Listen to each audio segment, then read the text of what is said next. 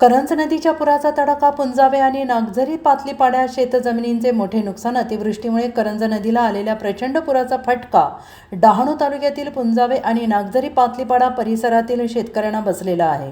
पुराच्या वेगामुळे अनेक वर्षांपासून उभे असलेले दगडी कंपाऊंड वाहून गेल्याने शेतजमिनींचे मोठे नुकसान झाले.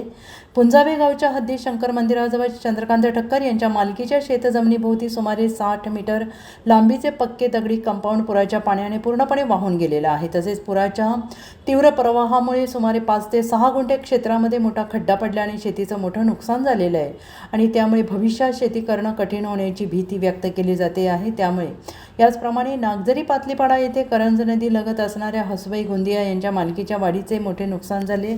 गेल्या 20 ते 25 वर्षांपासून अस्तित्वात असलेले पक्क्या दगडाचे कुंपण पुराच्या पाण्यात जोरदार पाण्यात वाहून गेले. या वाहतुकीमुळे किंवा या नुकसानीमुळे वाडीचे संरक्षण धोक्यात आलेले आहे. मोठे आर्थिक नुकसान झालेले आहे आणि या दोन्ही घटनांमुळे परिसरातील शेतकऱ्यांमध्ये चिंतेचं वातावरण निर्माण झालेलं आहे.